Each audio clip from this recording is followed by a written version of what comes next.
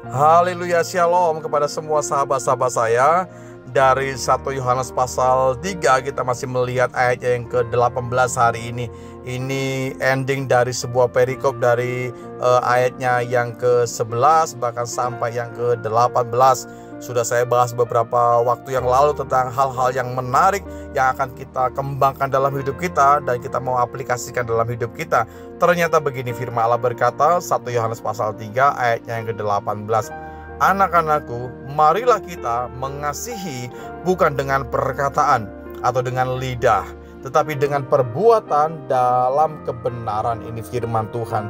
Jadi anjuran firman Allah ya menyimpulkan buat kita bahwa kita harusnya mengasihi sesama kita, mengasihi orang-orang di sekitar kita yang kita jumpai setiap waktu, baik itu orang dewasa atau orang muda, siapapun mereka, sepanjang mereka adalah individu yang baik, individu yang berkenan, individu yang bernilai di mata Tuhan. Sesungguhnya kita harus mengasihi bukan hanya dengan perkataan kita saja, bukan hanya dengan mulut kita yang sepertinya kelihatan baik di depan, tapi sesungguhnya kita harusnya dengan sebuah perbuatan-perbuatan yang nyata, ya, perbuatan-perbuatan yang bisa menghubungkan kita dengan mereka. Sebuah tindakan, sebuah hal, kalau memang orang itu perlu kita kasihi dengan harta kita, dengan keuangan kita, dengan yang kita miliki, mengapa kita tidak mau berbagi dengan mereka? Kalau memang orang itu perlu support kita di dalam kekuatan doa, kita bisa berdoa juga buat mereka.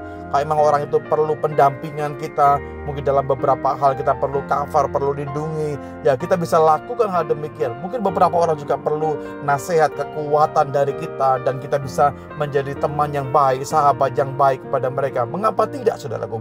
Ada banyak hal yang kita bisa lakukan dalam hidup kita buat orang lain. Intinya adalah kita terbuka dengan siapapun di sekitar kita.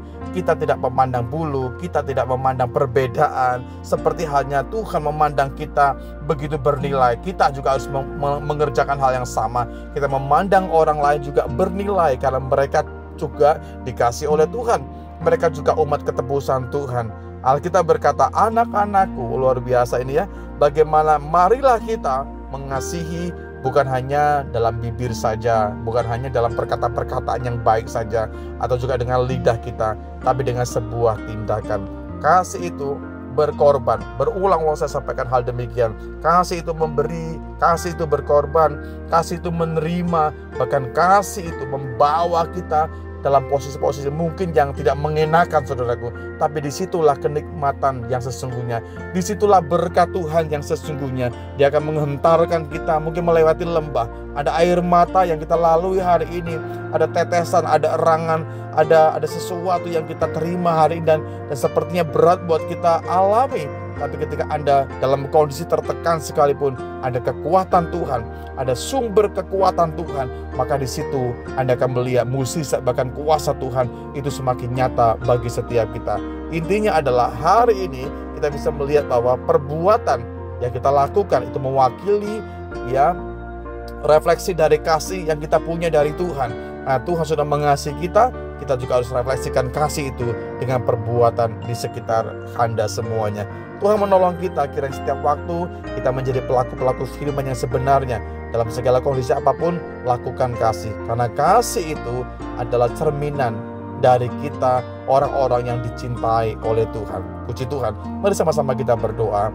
Terima kasih Bapa dalam sorga buat waktu ini. Kami berterima kasih saat-saat yang terbaik kami bisa merenungkan firman-Mu. Engkau mengajarkan kepada kami semua supaya kami bukan hanya menjadi pendengar saja, bukan hanya mengasihi dengan ucapan mulut saja, tapi kami melakukan dengan sebuah tindakan, dengan sebuah pengorbanan, dengan sebuah sikap hati yang baik, yang benar.